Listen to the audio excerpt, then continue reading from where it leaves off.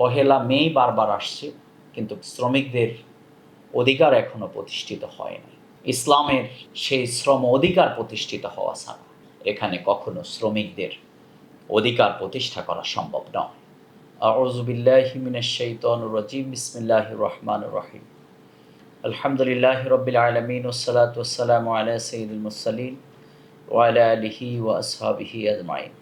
প্রতি বছরেই পহেলা মে শ্রমিক দিবসের শ্রমিক মানুষের অধিকার প্রতিষ্ঠার জন্যে এই দিবসটি আমাদের মাঝে এসে দাঁড়ায়। অন্যান্য বারের মতো এবারও আমরা পহেলা মে গোটা জাতি, গোটা বিশ্ব শ্রমিক দিবস পালন করছে। বিশ্বের শ্রমজীবী মানুষের অধিকারকে প্রতিষ্ঠা করবার জন্যে 1886 সালের শিকাগো নগরীতে 8 ঘন্টা ডিউটির দাবিতে যেই জীবন উৎসর্গ করেছিলেন যারা, তাদের মধ্য দিয়েই, তাদের জীবন এবং আত্মহত্যের মধ্য দিয়ে এটি আন্তর্জাতিক শ্রমিক দিবস হিসাবে পালিত হয়ে আসছে।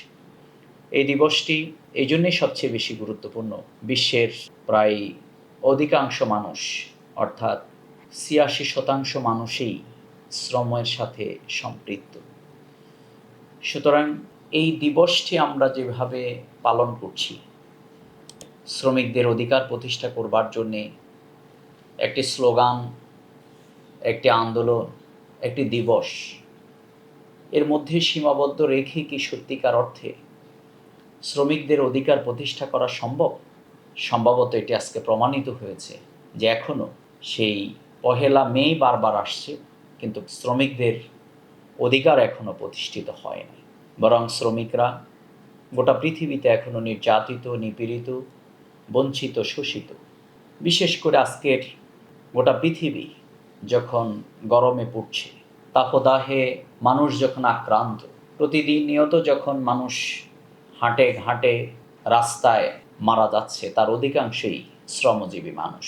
কারণ সব মানুষেরা, তার ব্যবসায়ী, অন্যান্য যারা পেশাজীবীর সাথে সম্পৃক্ত, তাদের ছুটি নেওয়ার সুযোগ রয়েছে, কিন্তু শ্রমিকরা কিন্তু নয়। যারা তাদের পেটের দায়ে প্রতিদিনই রোদ বৃষ্টি, সে গরম সব উপেক্ষা করেই তাদেরকে কিন্তু মাঠে ময়দানে থাকতে হয়। আজকে আন্তর্জাতিকভাবে শ্রমিকদের অধিকার প্রতিষ্ঠার জন্য অনেক অর্গানাইজেশন প্রতিষ্ঠিত হয়েছে। আজকের অনেক শ্রমিক অর্গানাইজেশনগুলো আন্দোলন করছে, আইএলও বিভিন্ন আন্দোলন করছে, বামপন্থীরা আন্দোলন করছে, কিন্তু তারপরেও সত্যিকার অর্থে শ্রমিকরা তার অধিকার এখনো বুঝে পায়নি। তার কারণ আমাদের অনেকগুলো স্লোগানই কিন্তু তথাকথিত, আমাদের অনেকগুলো স্লোগানই কিন্তু রাজনৈতিক, আমাদের অনেকগুলো স্লোগানই কিন্তু এখনো কাগজপত্রে, আমাদের আন্তর্জাতিক শ্রমনীতি এখনো কাগজে খচিত, বাংলাদেশের শ্রমনীতি এখনো আমাদের কাগজপত্রের মধ্যেই সীমাবদ্ধ। এখানে খেটে খাওয়া মানুষেরা, শ্রমিকেরা তাদের সত্যিকার যে ন্যায্য অধিকার, সেটি থেকে এখনো বঞ্চিত। মুহাম্মদ রাসূলুল্লাহ সাল্লাল্লাহু আলাইহি সাল্লাম সেবক এবং শ্রমিকদেরকে যেভাবে সম্মানিত করেছেন, সুযোগ সুবিধা দিয়েছেন, তাদের মর্যাদার প্রতি লক্ষ্য রেখেছেন, তাদেরকে বাই হিসাবে আখ্যায়িত করেছেন, তাদেরকে দাসত্বের কবল থেকে মুক্তি দিয়েছেন। আল্লাহ রাব্বুল আলামিন শ্রমিকদের অধিকার প্রতিষ্ঠা করবার জন্য যে নীতিমালা দিয়েছেন, মানবিকতা, নৈতিকতা, উপেক্ষিত, শোষিত, বঞ্চিত, নিষ্পেষিত, এই অবস্থায় ইসলামের সেই শ্রম অধিকার প্রতিষ্ঠিত হওয়া ছাড়া এখানে কখনো শ্রমিকদের অধিকার প্রতিষ্ঠা করা সম্ভব নয়। আজকে আমাদের স্লোগান হোক, ইসলাম যে আমাদেরকে অধিকার দিয়েছে, ওয়ালাকাদ কাররামনা বানি আদম, আল্লাহ তাআলা আমাদেরকে মর্যাদার আসনে আসীন করেছেন, আমাদেরকে সকল লাঞ্ছনা, বঞ্চনা, অপমান, অপদস্থতা থেকে ইসলাম আমাদেরকে আশরাফুল মাখলুকাত ঘোষণা করার মাধ্যমে পুরুষ এবং নারীদেরকে যে প্রত্যেককে তার তার মর্যাদায় অধিষ্ঠিত করেছেন, সামাজিকভাবে তাদেরকে যেই মর্যাদার আসনে তাদেরকে অধিষ্ঠিত করেছেন, সেই শ্রমনীতিকেই আমাদেরকে প্রতিষ্ঠা করতে হবে। ইসলাম যেই উদার একটি দর্শন এখানে শ্রমিকদের ব্যাপারে ঘোষণা করেছে, সেটিকে আজকে বাস্তবায়ন করতে হবে। আমাদের প্রিয় নবী রাসূল করিম সাল্লাল্লাহু আলাইহি সাল্লাম আহ্বান করেছেন যে তাদের প্রতি মমতা ছড়িয়ে দিয়েছেন, তাদের প্রতি তিনি সদ আচরণের নির্দেশ দিয়েছেন। প্রিয় নবী রাসূল করিম সাল্লাল্লাহু আলাইহি সাল্লাম ঘোষণা করেছেন, তোমাদের সেবক তোমাদের ভাই। আল্লাহ তোমাদের অধীনস্থ করেছেন, যার অধীনে তার ভাই থাকবে সে যেন তাকে এমন খাবার আহার করায় যা সে নিজে আহার করে, এমন পোশাক পরায় যা সে নিজে পরিধান করে।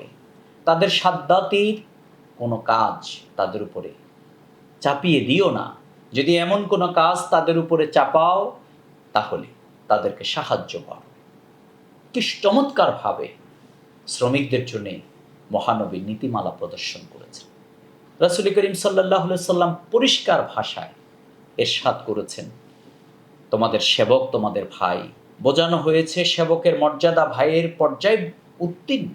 এই ব্যাপারে তিনি যেই মূলনীতি ঘোষণা করেছেন তা গোটা মানব জাতির তথা শ্রমিকদেরকেই তিনি মর্যাদার আসনে আসীনিত করেছেন। রাসূল করিম সাল্লাল্লাহু আলাইহি সাল্লামের ঐতিহাসিক একটি চমৎকার বাণী, শ্রমিকের ঘাম শুকানোর পূর্বেই তার পারিশ্রমিক দিয়ে দাও। সুবহান। এর মাধ্যমে শ্রমিকদের যে অধিকার সেটি প্রতিষ্ঠিত শুধু হয় নাই, বরং তাদের ন্যায্য অধিকার, যাদের যে ন্যায্য পাওনা সেটি বুঝিয়ে দেওয়ার তাগিদ দেয়া হয়েছে।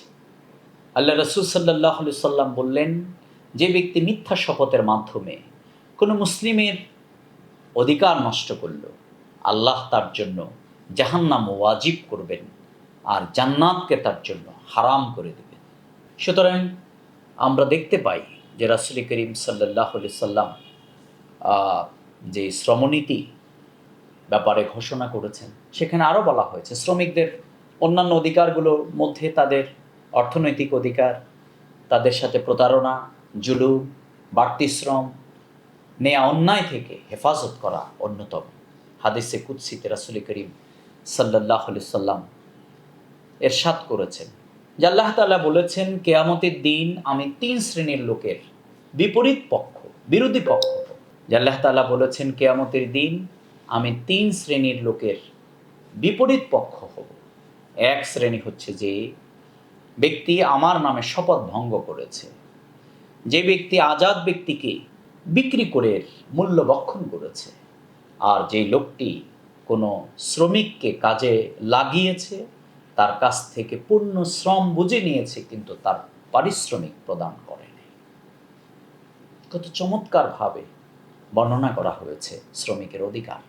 তাই এমনিভাবে তাদের উপরে মাত্রা অতিরিক্ত যে শ্রম, বিশেষ করে আজকের এই গরমের দিনে আমরা সকল শ্রমিকদের প্রতি যদি এহসান করতে পারতাম, আমাদের কাজের বুয়া, আমাদের ড্রাইভার, আমাদের আরও অন্যান্য যত শ্রমের সাথে সম্পৃক্ত, বিশেষ করে কারখানাগুলোতে যারা কাজ করছেন আমাদের ভাই এবং বোনেরা, যারা রেমিটেন্স যোদ্ধা, যারা আজকে যাদের শ্রমে এবং ঘামে বাংলাদেশ আজকের অর্থনীতির ভিত্তি এখনও এই দুর্নীতি, অপরাজনীতি, সন্ত্রাস, দুর্ভিক্ষের মাঝেও এখনও টিকে আছে।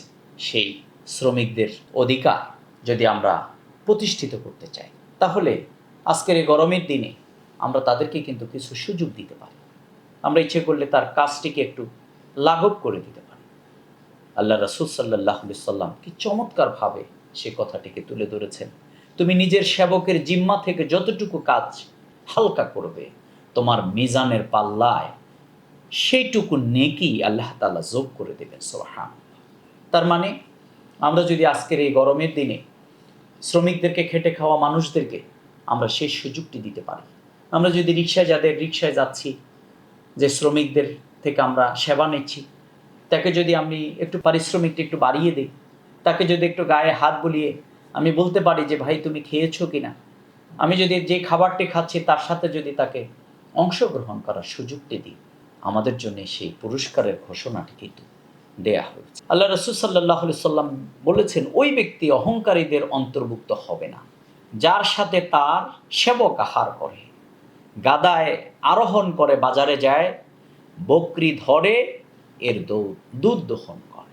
তার মানে হচ্ছে ছোট্ট ছোট্ট কাজগুলো যে করবে, অর্থাৎ একসাথে আহার গ্রহণ করবে, আরোহণে করে বাজারে যাবে আর একসাথে দুধ দহন করবে, তাহলে সে অহংকার মুক্ত থাকবে। সুবহানাল্লাহ। এই জন্যে আমরা রাসূল করিম সাল্লাল্লাহু আলাইহি সাল্লামের গোটা জীবনটাই আমরা এক অপূর্ব মিলন ক্ষেত্র হিসাবে কথায় কাজে আমরা খুঁজে পাই। নবী করিম সাল্লাল্লাহু আলাইহি সাল্লাম তার দরবারে আনাস রাদিয়াল্লাহু তাআলা আনহু 10টি বছর দায়িত্ব পালন করেছেন সেবক হিসাবে। আনাস রাদিয়াল্লাহু তাআলা আনহু বলেছেন, একদিন আমাকে একটি প্রয়োজনে কোথাও পাঠাতে চাইলেন। আমি বললাম, আল্লাহর কসম আমি যাব না। তবে আমার অন্তরে ছিল নবী করিম সাল্লাল্লাহু আলাইহি সাল্লাম নির্দেশ পালনার্থে আমি অবশ্যই যাব। অর্থাৎ ঘোষণাটি দিয়েছে এরকম, কিন্তু টার্গেট ছিল যে না, বললে তা আমি যাবই। তাই আমি যাত্রা করলাম। এক পর্যায়ে আমি এমন কিছু শিশুদের পাশ দিয়ে অতিক্রম করলাম যারা বাজারে খেলাধুলা করছিল। হঠাৎ আল্লাহ রাসূল সাল্লাল্লাহু আলাইহি সাল্লাম পেছন থেকে আমার ঘাড় ধরলেন। সুবহানাল্লাহ, আমার ঘাড় ধরলেন। আমি তাকিয়ে দেখলাম আর তিনি হাসলেন। অতঃপর তিনি বললেন, হে উনাইস, যেখানকার নির্দেশ করেছি সেখানে যা। অর্থাৎ তাকে কোনো উচ্চবাচ্য বলা, তাকে খেলার স্থলে অন্য জায়গায় যুক্ত হয়ে গেছে, তাকে ধমক দেয়া, যেটা আমরা হলে দিতাম। কিন্তু আল্লাহ রাসূল তাকে নিয়ে হাসলেন এবং বললেন, যাও, ওখানে যাও। আমি জবাব দিলাম, হে আল্লাহর রাসূল, আমি যাচ্ছি। এবং আনাস রাদিয়াল্লাহু তাআলা আনহু বলেছেন, আরেকটি হাদিসে পাওয়া যায় আল্লাহ রাসূল সাল্লাল্লাহু আলাইহি সাল্লাম কখনো আমার কাজের ব্যাপারে এই কথা বলতে শুনিনি যে এমন কেন করেছো বা করনি, এমন কাজের ব্যাপারে বলতে শুনিনি এমন তুমি কেন করেছো এবং করনি। সুতরাং রাসূল করিম সাল্লাল্লাহু আলাইহি সাল্লাম তার সেবকদের প্রতি বিশেষ তিনি লক্ষ্য রাখতেন। তাহলে আমরা আগেই বলেছি যে প্রতি বছরেই কিন্তু শ্রমিক দিবস পালন করা হচ্ছে, কিন্তু বিশ্বব্যাপী এবং বাংলাদেশ সহ সর্বত্রই শ্রমিকরা এখনও নিগৃহীত, নির্যাতিত, নিষ্পেষিত, বঞ্চিত। এই অবস্থায় শ্রমিক সংগঠনও কিন্তু অনেক গড়ে উঠছে, কিন্তু শ্রমজীবী মানুষের যেই অধিকার সেটি কিন্তু এখনও অধরাই কিন্তু রয়ে গেছে। এই হাত থেকে যদি আমাদেরকে মুক্তি পেতে হয়, তাহলে শুধুমাত্র কতগুলো কাগজে কলমে সংগঠন, আন্দোলন গড়ে তুললে হবে। রাসূল করিম সাল্লাল্লাহু আলাইহি সাল্লাম যেই শ্রমনীতি প্রণয়ন করেছে ইসলাম, যে বেলাল, খাব্বাব, উসমানদেরকে নিয়ে আলী রাদিয়াল্লাহু তাআলা আনহু, এবং তার সেই শ্রমনীতি, অর্থাৎ ইসলামের সার্বজনীন শ্রমনীতি মানুষের অধিকার হারা, শোষিত, বঞ্চিতদের মুক্তিকে নিশ্চিত করতে পারে। আসুন, কোনো তন্ত্রমন্ত্র নয়, কোনো স্লোগান নয়, আসুন শুধুমাত্র কোনো দিবস নয়, বরং প্রতিদিনই আমরা শ্রমিকদের ঘাম শুকাবার আগে তার ন্যায্য পাওনাকে দিই এবং তাদের উপরে জুলুম, বঞ্চনা, নির্যাতন আমরা বন্ধ করি। আমরা আল্লাহর দেয়া যে সার্বজনীন ইসলাম জীবন আদর্শ, মহাগ্রন্থ আল কোরআনের সে শাশ্বত বিধান, আমাদের প্রিয় নবী, মানবতার বন্ধু মুহাম্মদ রাসূলুল্লাহ সাল্লাল্লাহু আলাইহি সাল্লামের শানিত, প্রতিষ্ঠিত সে শ্রমজীবীকে সমাজে প্রতিষ্ঠা করি।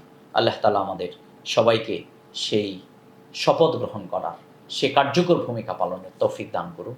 আমিন। আসসালামু আলাইকুম ওয়া রাহমাতুল্লাহি ওয়া বারাকাতুহু।